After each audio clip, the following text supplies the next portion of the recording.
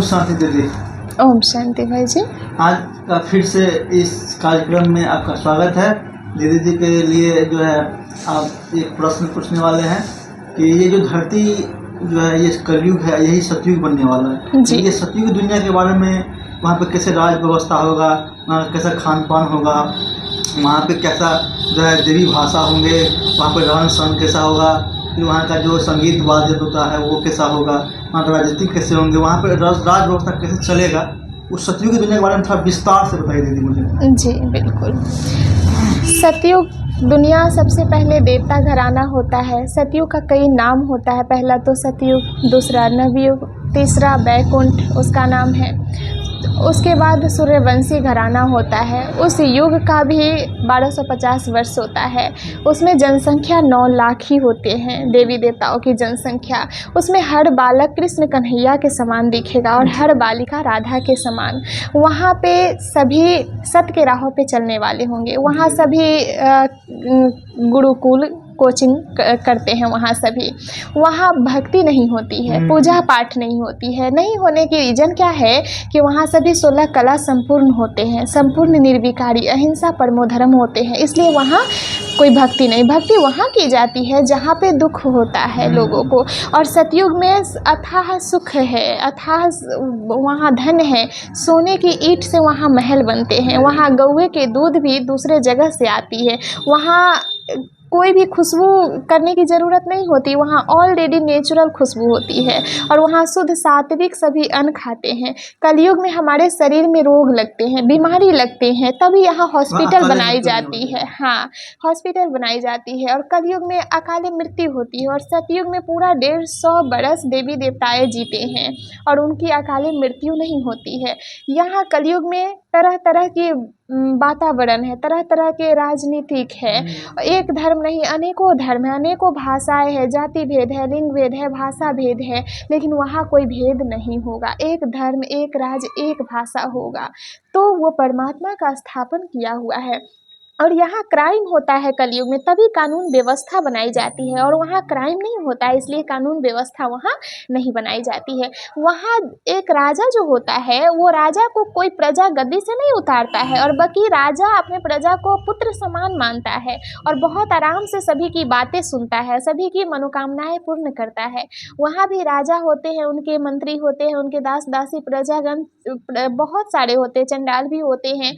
जैसे कलयुग में आज कोई राजा है, कल उसको कुर्सी से उतार दिया जाता है। तो कलयुग में एक मत नहीं है, सतयुग में एक मत होता है। राजा को अपना पिता समान सभी प्रजा मानते हैं। और सतयुग में सभी परिवार की तरह होते हैं, राजा और प्रजा सभी परिवार की तरह होते हैं। और कलयुग में कोई एक दूसरे को अपना परिवार ही नहीं मानता है। यहाँ जाति का भेद है, लिंग का भेद है, भाषा भेद है ना। तरह तरह की यहाँ बीमारियाँ है, यहाँ अकाले मृत्यु होती है। और कलयुग में आयु तो 0 रह गई। यहाँ तो आयु है ही नहीं, क्योंकि गर्भावस्था में भी बच्चे को मार दिया जाता है। और सतयुग में तो ऐसा होता नहीं है। और कलयुग में गर्भ में भी माँ जैसी जैसी चीज़ें खाती है, बच्चा गर्भ में है, लेकिन माँ अगर तीखा खाई तो बच्चा को झांस लगता है, बच्चा छटपटाता है। अगर माँ दवा खाती है, कई दिनों तक भूखे रहती है, तो बच्चा को वो भी दर्द होता है। क्योंकि सतयुग में यह दर्द बच्चा को फील नहीं होता है, इसलिए कि माँ भूखे रहती नहीं है। क्यों? क्योंकि शरीर में बीमार नहीं लगता है, दवा की प्रभाव नहीं जाती है बच्चों में, बच्चे कमज़ोर नहीं होते हैं। जी वहाँ पे सबसे जो अभी के समय में जरूरी चीज़ है वो है जी भाषा। तो वहाँ जैसे भाषा से हम लोग एक दूसरे के बात पूछाते हैं, फिर हम आपसे सुनते हैं। तो वहाँ पे सबसे अच्छा भाषा हिंदी होंगे या संस्कृत होंगे या उर्दू या फिर और कोई भाषा होंगे? हिंदी भाषा। हिंदी भाषा। जी जी। राजनीतिक वहाँ पे किस तरह का होगा? देवी राजनीतिक होंगे या फिर ये इसी तरह का राजनीतिक होंगे वहाँ पे? नहीं, इस तरह का नहीं होगा। वहाँ राजनीतिक जैसे देवताओं की राजनीति क्या होती है, एक दूसरे को मिलाना, है ना। यहाँ की राजनीतिक है जो अलग करना, वहाँ है दूसरे एक दूसरे को मिलाने का राजनीतिक। वहाँ सभी प्रेम से रहते हैं, वहाँ आत्मिक स्वरूप में रहते हैं। और आत्मा का सभी गुण वहाँ रहता है, ज्ञान, गुण, आनंद, प्रेम, पवित्रता, शक्ति, शांति। वहाँ पे भी हम सभी आत्माओं के आत्माभिमानी स्थिति में हाँ, आत्माभिमानी होंगे। यहाँ शरीर के भान में, वहाँ आत्मा के भान में रहेंगे। वहाँ पे आत्मा को जानते जानते हैं कि वहाँ पे हमारी हाँ आत्मा है। हाँ हाँ। जब उनकी 150 बरस आयु हो जाती है तो वो अपनी शरीर अपने इच्छा से छोड़ देते हैं। यहाँ तो शरीर छोड़ने में भी तकलीफ होती है, क्योंकि यहाँ मोह है।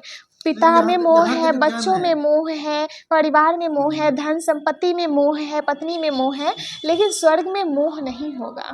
ये तो है। सब अपने अपने समय अनुसार और खुशी खुशी चले जाएंगे, किसी चीज में मोह नहीं, जबकि बाबा का अथाह जो धन एक है ज्ञान वहाँ। दिया गया है, ये ज्ञान अभी जो दे रहा है संगम, ये ज्ञान जी वहाँ पे रहेंगे, नहीं नहीं, ये ज्ञान नहीं। ये प्रारब्ध है, यहाँ का जो ज्ञान है उसकी प्रारब्ध सतयुग है। यही सत्य की दुनिया जो है, परमात्मा जो अभी हमें ज्ञान दे रहे हैं, किस लिए दे रहे हैं? वो सत्य की दुनिया में भेजने के लिए, हमें सुख देने के लिए दे रहे हैं। और जहाँ सुख ही सुख होगा, जहाँ सभी गुण हमारे अंदर, सभी कलाएं होंगे, तो फिर वहाँ परमात्मा की भक्ति करने की, पूजा करने की क्या ज़रूरत है? पूजा तो यहाँ होती है कलयुग में, जहाँ हमें दुख होती है। एक सतयुग की छोटी सी कहावत है, और कलयुग की एक माता जी की मृत्यु हो गई, तो वो यमराज जी से पूछे कि यमराज जी, आपने तो मुझे लेने आ गए, लेकिन आप हमें लेकर कहाँ जाएंगे, स्वर्ग में या नरक में?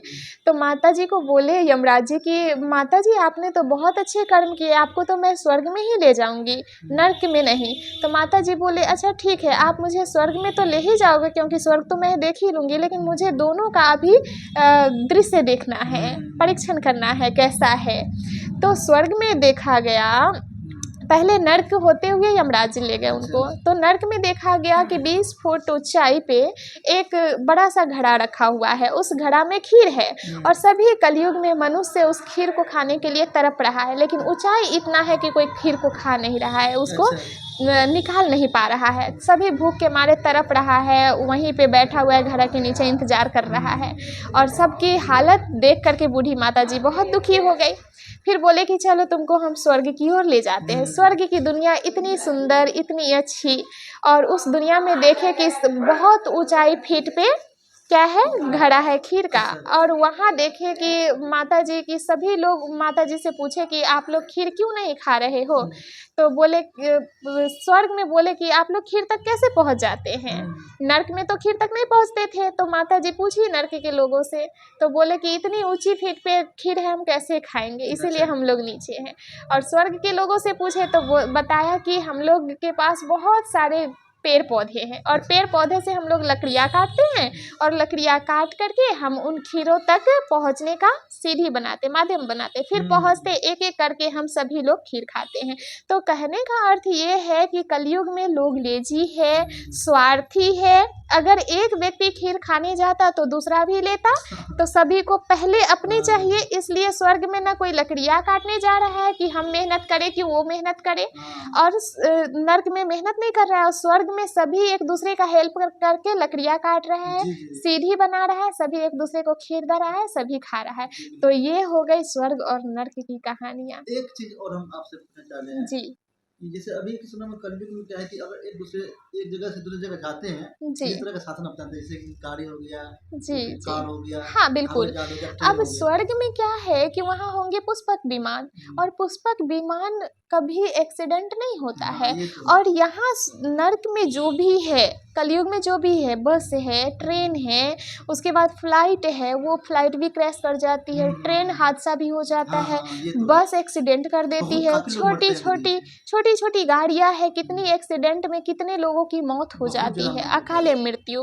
माना स्वर्ग में मृत्यु का कोई हिसाब अकाल मृत्यु नहीं वहाँ पर है। नहीं होगी। हाँ, वहाँ अकाल मृत्यु नहीं होगी स्वर्ग में, और कलयुग में मृत्यु का हिसाब ही नहीं है, एक चीज और पूछना चाह बचपन रहे हैं आयु में भी हो जाती है। कि सतयुग में जो है वहाँ पे जैसे कोई आत्मा है, वो जी। बच्चा है और थोड़ा सा बड़ा हो गया, फिर उसको जैसे वो राजगद्दी ले लिया, फिर और बड़ा हो गया, जब मरने लगेगा तो उसको मालूम होगा कि मैं मरने वाला हूँ। हाँ, उसको पहले ये एहसास होगा, जैसे स्वर्ग में पहला श्री कृष्ण और राधे का जन्म होता है। जब वो बड़े हो जाते हैं तो उनका स्वयंवर होता है, तो वही श्री नारायण और श्री लक्ष्मी बनती है, तो वही राजगद्दी चलाती है। वो श्री नारायण और लक्ष्मी का एक पद हो गया, जैसे प्रधानमंत्री पीएम का पद हो गया ना, उसी प्रकार राधे कृष्ण का ही पद हो गया श्री नारायण और लक्ष्मी का, और उनके द्वारा स्वर्ग की गद्दी चलती है।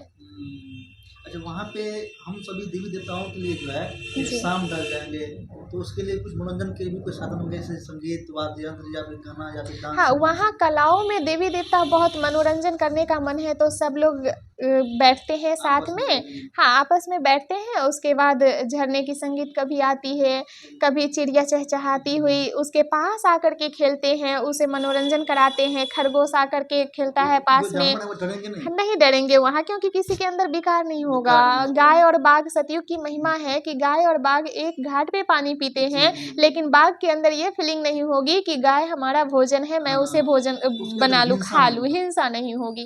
क्योंकि जब परमात्मा हम मानव को ज्ञान देते हैं तो मानव के ज्ञान की वजह से संपूर्ण सृष्टि ही नहीं बन जाती है, जी, तो जी। जीव जंतु के अंदर भी विकार नहीं होता है।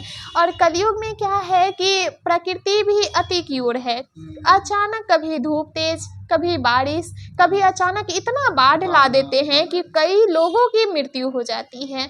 और अचानक महामारी, ऐसी कोई महामारी, कोई बाढ़ वहाँ नहीं आएगी। और यहाँ भूख के मारे इंसान मर जाता है, यहाँ अकाले आती है, फ्लड्स आता है, ज्वालामुखी फटती है, और वहाँ नहीं। वहाँ जो भी पानी रहेगी, वो पानी भी अपने रास्ते पकड़ के जाएगी स्वर्ग में, वो पानी किसी को डुबोएगी नहीं।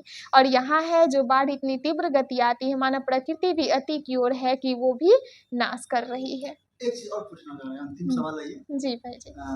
ब्रह्मा जो भी ये ब्रह्मा है, ब्रह्मा जी, बाबा जी। पिताश्री ब्रह्मा बाबा बोलते हैं। जी। ब्रह्मा बाबा की आत्मा ही सतयुग में श्री कृष्ण आत्मा बनेंगी। Yes, yes, yes. जो परमात्मा शिव जिस मानव के तन में अवतरण हुए हैं, उसी मानव की जो आत्मा है, तो कलयुग में वो साधारण मानव है जी, और जी। उनकी आत्मा ही श्री कृष्ण की आत्मा है, तो फिर से वो ऐसा श्रेष्ठ कर्म कर रहे हैं परमात्मा के श्रीमत अनुसार, जी, तो वो जी। फिर से सतयुग में जाएंगे तो वही श्री कृष्ण बनेंगे। अच्छा, अच्छा। और फिर वही स्वयंवर के बाद श्री नारायण बनेंगे।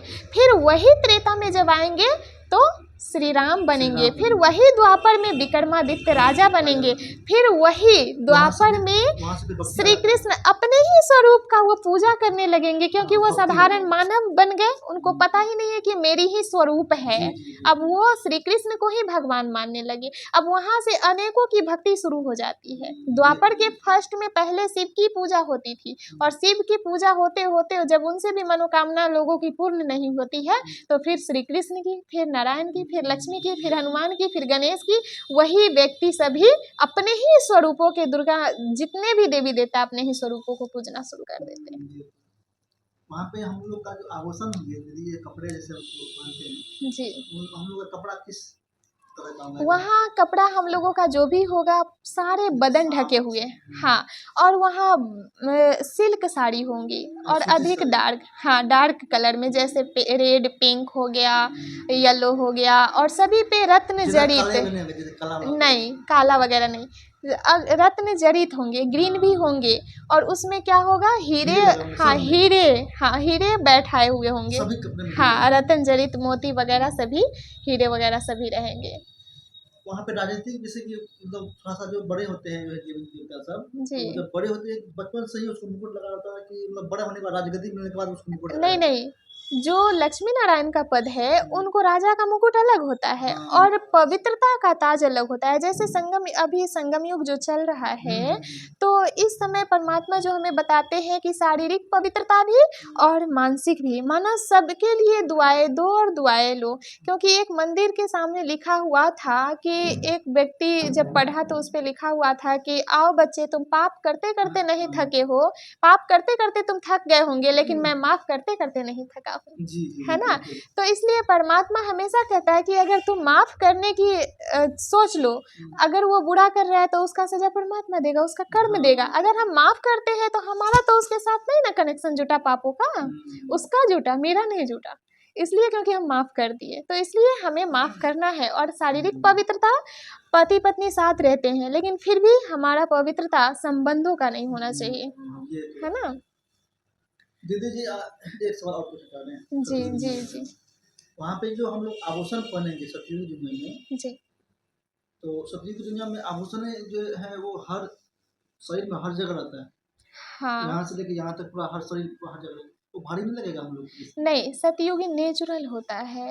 यहाँ सोने चांदी में खाद मिक्स किया जाता है, वहाँ नेचुरल होता है। इसीलिए वहाँ पे भारी नहीं हाँ, लगता हाँ, हाँ, है। इसीलिए। ये भी है। और एक चीज़ और है जी। कि अभी ये कलयुग है, जैसे द्वापर युग के बाद जब से थोड़ा-सा विनाश हो जाते हैं, थोड़ा-सा भूकंप-वूकंप आते हैं, तो और थोड़ा-सा धरती जो है हिलने लगते हैं, हर जगह टुकड़े हो जाते हैं। जी, तो क्या है कि जब कलयुग अंत में देखते हैं कि कहीं अमेरिका अलग है, जापान अलग है, हर देश अलग-अलग हो चुका है। जी, तो उस हिसाब से देखा जाए तो जो धरती का जो मतलब झुकाव है, वो जी, 23 डिग्री पर भी झुका हुआ है। जी, धरती 23 डिग्री झुका हुआ है जी, और वो जितने भी चीज़ अभी जैसे पानी जैसे बहता है तो वो उत्तर से दक्षिण की ओर बढ़ता है। जी, बहता है, हवा भी आता है तो इधर से और झुका हुआ है, तो हर चीज़ इधर से उत्तर की ओर बढ़ता है। मतलब उत्तर से दक्षिण की ओर बढ़ता है। जी, तो वहाँ पे पृथ्वी जैसे अभी यहाँ पे 23 डिग्री झुका हुआ है, तो इस हिसाब से देखें तो धूप भी ज़्यादा लग रहा है, पृथ्वी का जो ऊपर से धूप आता है तो वो भी ज़्यादा तुरंत नज़दीक आता है थोड़ा-सा, तो ज़्यादा ज़्यादा धूप पड़ता है। तो झुका हुआ पृथ्वी है, नज़दीक पड़ गया तो ज़्यादा धूप आ रहा है।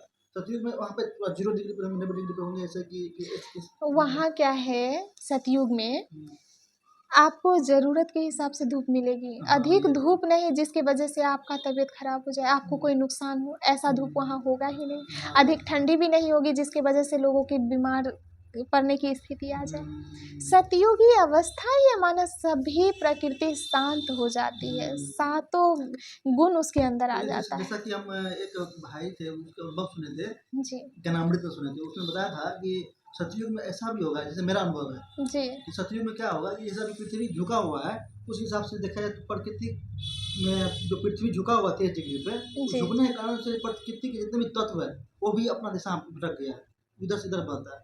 और उसके हिसाब से देखें तो दिन रात भी ज़्यादा 12 घंटा का हो रहा है। सतयुग में क्या होगा, जो पृथ्वी है ना, वो 90 डिग्री का हो जाएगा, जो सीधा हो जाएगा। सीधा हो जाएगा तो वहाँ पे पृथ्वी में जो भी प्रकृति में जो भी है 5 तत्व है, वो भी शीतल ठंडा हो जाएगा, धूप भी ज़्यादा उतना गर्म नहीं रहेगा। जो गर्मी आएगा सूरज का, वो भी ठंडा रहेगा। और वहाँ पे जो हवा अभी इधर से इधर बहते हैं ना, जी। ज़्यादा तेज़ भी नहीं होंगे, ज़्यादा आंधी तूफान भी वहाँ पर नहीं होंगे, ऐसा भी है। और इसके बाद वहाँ प्रकृति जो है बहुत जैसे रात होंगे तो चंद्रमा होंगे तो वो पूरी तरह से संपूर्ण 16 कला से चमके रहते हैं। हाँ, हाँ, संपूर्ण होता है इसलिए कि वहाँ सभी कला में गुण एक और चीज़ और पढ़े संपूर्ण थे, एक चीज़ और पढ़े देवी-देवता थे हम होते हैं। दीदी बता हुँ, दीजिए जरा कि सतयुग में क्या होता है कि जब वो पृथ्वी जो है 90 डिग्री पर होते हैं तो वहाँ का जो धरती का गुरुत्वाकर्षण शक्ति होती है वो कम हो जाती है।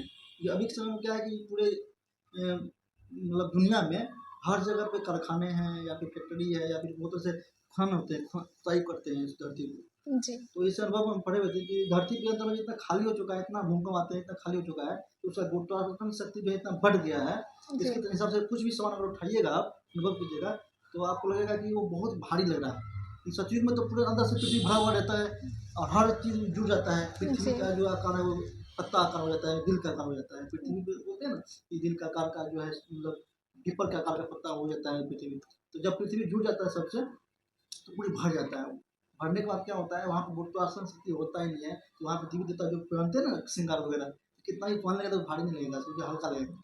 इस हिसाब से वो वहाँ पे भर दिन पहने रहेंगे, जो है मतलब कुछ भी पहने रहते हैं, जैसे सोना चांदी कुछ भी, तो वहाँ पे ज़्यादा भारी नहीं लगेंगे, ऐसा ये है। जी, ये सत्य है ना? जी। और दूसरी बात है कि जो उनका 2 ताज दिखाया गया, एक तो राजा के गद्दी का ताज, दूसरा पवित्रता का ताज। ये अच्छा, ट्रैफिक नहीं आप पड़ेगा, ट्रैफ़िक खतरा कंट्रोल ट्रैफिक योग कर लेते हैं बाबा के। ओम शांति। एक चीज़ और पूछना चाह रहे थे दीदी आपसे। जी भाई जी। अभी था ट्रैफिक कंट्रोल पर गया था, ट्रैफिक कंट्रोल का योग कर लिए तो जी, अच्छा लग रहा था, एनर्जी बहुत आ गई आत्मा में। वहाँ पे जो भी आत्माएँ स्नान करने के लिए जाएँगे तो वहाँ पे पानी किस तरह से होंगे? वहाँ पे साफ होंगे या फिर इसी तरह कलयुग की तरह पानी लेंगे वहाँ? नहीं, कलयुग में तो बहुत सारे डस्ट होते हैं पानी में, मिट्टी से रंगा हुआ पानी होता है और लोगों ने भी बहुत सारे कचरा उसमें डालते हैं। लेकिन ऐसा सतयुग में नहीं होगा। सतयुग में सभी देवी-देवताएँ होंगे और वो हर चीज़ साफ-सफाई रखते हैं, वहाँ ऐसा कचरा होता ही नहीं है। और जहाँ हम नदी में स्नान करने जाते हैं, तो कलयुग में नदी भी डुबो देती है, बहुत बच्चे की जान ले लेती है, लेकिन सतयुग में ऐसा कोई भी बच्चा डूबेगा ही नहीं। बहुत मज़े से, बहुत अच्छे से स्नान सभी करने जाएँगे, खुशी से सभी पानी स्नान भी वहाँ करके का निकल बहुत जाएँगे। मतलब होगा साफ, बहुत शुद्ध और बहुत खुशबूदार। सुगंधित होंगे क्योंकि वहाँ जो फूलों की वो होती है ना सुगंध, वो सब पानी में फूलों की फूल कमल नीचे फूल सब वहाँ हाँ, खिले हाँ, रहेंगे। कमल में वो फूल सब पानी में जा के गिरती है तो और सुगंधित होती है। झरने वहाँ पे रहेंगे, झरने? झरने वगैरह पहाड़ पर से वो हाँ, पानी में गिरेंगे। गिरने के लिए हाँ, दिखने में हाँ। अच्छा रहेगा, हाँ, वो सब रहेंगे। रहेंगे। हाँ। तो पानी में सारा सीप वगैरह, सारा चमकीला वाला हाँ, मोती हाँ, वगैरह। बिल्कुल, बिल्कुल, वहाँ वो तो सभी पानी में रहेंगे। मछली-वछली तो नहीं रहेंगे? मछली रहेंगे या नहीं रहेंगे? वो वो नहीं मछली रहेंगे। रहना चाहिए, मछली मछली तो आपको इसलिए नहीं रहेंगे क्योंकि यहाँ तो गंदगी है, तो वो जीव जंतु मछली तैयार करने होते हैं सफाई करने के लिए, लेकिन वहाँ ऐसा नहीं है। कोई अलग ही वहाँ जीव होंगे गंदगी वहाँ नहीं पे, होगा, हाँ, इसलिए वहाँ अलग ही सफाई जीव करने के रहेंगे। लिए हाँ, नहीं होगी। और बाकी वहाँ पे एक चीज़ और कहना चाह रहे हैं जी, कि वहाँ पे जैसे कि हम ब्रह्मा बाबा जैसे श्री कृष्ण बन जाएंगे, ये जी, बहुत ही मतलब यूनिक सवाल है, इसके बारे में आइडिया हमको अभी आया जी, कि वहाँ जी, पे जैसे ब्रह्मा बाबा होंगे, जी, ब्रह्मा बाबा जैसे श्री कृष्ण बन जाएंगे, तो जी, वहाँ पे जैसे अभी तो हमने ब्रह्मा बाबा से मतलब साक्षात मतलब ऐसे नहीं मिले हैं सामने से, जी, वहाँ पे जी, सभी एक जगह रहेंगे जब तक कि वहाँ जनसंख्या ज़्यादा होगा नहीं, नहीं जनसंख्या होगा। नहीं रहेगा तो सब एक ही परिवार में एक ही हम बड़ा सा हॉल में रहेंगे, सब मिल करके एक ही, तो सब मिल करके देखेंगे ब्रह्मा बाबा को ऐसे सामने से, ब्रह्मा जी, बाबा के नज़दीक में जैसे कृष्ण के नज़दीक से मिल पाएंगे वहाँ पे ऐसा कृष्ण के नज़दीक से हम सभी मिल पाएँगे। देख सकेंगे। हाँ, लेकिन बात ये है कि वहाँ हमें ये नहीं पहचान होगा कि यही ब्रह्मा सच बाबा ही श्री कृष्ण हाँ, हैं। ये नहीं ठीक होगा। इस जन्म की बात एक भी हमें वहाँ ये याद ठीक नहीं नहीं होगा, बात होगी, सही है। क्योंकि ये सृष्टि चक्र के नियम के विरुद्ध होगा अगर हमें इस जन्म की उस जन्म में बात याद रहे। याद रखेगा तो ये ये याद रहने का है ही नहीं हम पाठ सब में। साथ रहेंगे क्योंकि जनसंख्या कम रहेगा, वहाँ जी, खाने के भी कोई दिक्कत नहीं होगा, 56 भोग रहेंगे, जी, जी। मतलब अप्राप्त भी कोई वस्तु नहीं रहेगा, वहाँ हर कुछ प्राप्त होगा, जो संकल्प करेंगे वो सब मिल जाएगा। जी, वहाँ भी पद पोस्ट है, यहाँ जिस हिसाब से ज्ञान योग हमारा कंप्लीट है, कम है, धारणा सेवा जैसा-जैसा है वैसे हमें स्वर्ग में वहाँ पे पद मिलेगा। पोस्ट भी मिलेगा। यहाँ पे जितना पुरुषार्थ करें उसी अनुसार वहाँ पे पद पद पोस्ट मिलेगा। मिलेगा। हाँ, हाँ। हम्म, बाकी जितने भी सवाल हम अभी किए सभी अच्छा, जो वहाँ भी जो देखने वाले हैं एक चीज़ और है, वहाँ जो दूध होती है, जो गाय होती है, तो यहाँ तो बहुत सारे गाय दूध देती है। हाँ लोग हाँ बहुत सारे दूध पीते हैं तो तबीयत भी खराब हो जाती है। हम्म, लेकिन वहाँ क्या है कि कोई भी गौवे की दूध अगर कोई पीते हैं तो तबीयत नहीं खराब होती है। क्यों? अच्छा क्योंकि वहाँ की गाय साफ-सुथरा चारा खाती है रहती भी और है सब हाँ, गैया खुद बीमार नहीं कभी पड़ती है, बीमारी स्वस्थ गैया रहती है, इसलिए उनका दूध भी स्वस्थ निकलता है और बच्चों को नुकसान नहीं करता है। सही और बात है। यहाँ के गैया कितना अशुद्ध घास खाते हैं, अशुद्ध भोजन खाते हैं, कई दिनों के सड़ा गला भोजन खाते हैं, वहाँ सड़ा गला तो मिलता नहीं है। तो इसलिए यहाँ के गौवे जो भी खाते हैं उस हिसाब से उनके शरीर पे भी इफ़ेक्ट पड़ता है, दूध पे भी पड़ता है। तो जो बच्चे भी खाते हैं उनके भी तरह-तरह की बीमारी, कब्ज़, गैस्ट्रिक के शिकार हो बहुत सारे जाते हैं बीमारी बच्चे। हैं। एक चीज़ और पूछना चाह रहे हैं जी। कि वहाँ पे डाइनिंग हॉल जैसे होंगे बड़े से, वो जो खाने पीने का रहेगा वहाँ सिर्फ फल ही फल रहेंगे, हीरे मतलब चांदी सोने की थाली चम्मच में खाएंगे, हाँ, हाँ, किस हाँ, तरीके हाँ, रहेंगे हाँ, मतलब हाँ। क्षत्रिय दुनिया में किसी जी, किस तरीके के वहाँ सोने की थाली होगी, हाँ सतयुग में, सोने की खाने के लिए थाली क्या क्या होगी। रहेंगे वो हाँ, और उसमें फल-फ्रूट रस से भरे हुए बिना अच्छा खाद का बहुत स्वादिष्ट प्योर होंगे फल-फ्रूट। ऑर्गेनिक खाद हाँ, खाद्य वहाँ रहेगा मक्खन होंगे जो सेब कटिंग करके मक्खन बोर करके उसमें लोग खाएगा। मक्खन वहाँ पर रहेगा ही हाँ, चावल भी होता है, गेहूँ भी होता है वहाँ, दाल भी होता है। ये जी, जो भी होगा वहाँ पे सभी साफ और पूरे क्लीन होगा पूरा गंदगी नहीं रहेगा वहाँ नहीं रहेगा, हाँ। हम्म, वहाँ सुबह जैसे हम लोग यहाँ घड़ी देख कर के टा उठते हैं ना, वहाँ घड़ी नहीं होगी, घड़ी वो सूरज की किरणें ही जगा देगी। हम्म, मॉर्निंग में सूरज की किरणें जब रूम में आती है तो हमें नींद खुल जाता है, फिर मोर और चिड़ियाएँ चहचहाती है, मॉर्निंग होते 4 बजे सभी उठ जाते हैं। हम्म, सारा प्रश्न तो आप जवाब दिए हैं सभी जी, जो भी देखने वाले हैं सभी को अच्छा लगा हुआ होगा उम्मीद करते हैं बाकी आपका बहुत बहुत धन्यवाद दीदी आप इतने प्रश्न का जवाब दिए अगली वीडियो में फिर से इसी टॉपिक पे लेकर आऊँगा इस सतयुग में और ज़्यादा क्या क्या होने वाला है बाकी आप सब भी अगर देखें ये वीडियो को तो बढ़िया से पूरा देखिए और जो भी प्रश्न आपको पूछना है इस सतयुग में और क्या क्या होने वाले हैं आप लोग कमेंट कीजिए कि सतयुग में और क्या क्या होने वाले हैं क्या क्या नहीं होने वाले हैं वहाँ पे सांप होंगे कि नहीं ये भी एक प्रश्न है आप कमेंट कीजिए वहाँ पे सांप होंगे या नहीं अगर सांप होंगे तो सांप भी जहरीला होता है और उसका जो जीव होता है उसके अंदर जो विष होते हैं वो अगर किसी को काट लेंगे तो अकाले मृत्यु हो जाएगा इस तरह से आप लोग कमेंट कीजिए कि क्या क्या वहाँ पे होने वाला है क्या क्या नहीं होने वाला है अगले जो ये पार्ट एक है सतयुग की दुनिया का ये दूसरा पार्ट लेके फिर आने वाले हैं कि सतयुग में और क्या क्या होने वाले हैं राज व्यवस्था क्या क्या होने वाले हैं और क्या क्या नया नया चीज़ वहाँ पे है तो अभी अभी इतना ही तब तक के लिए आप लोग को धन्यवाद दीदी ओम शांति ओह!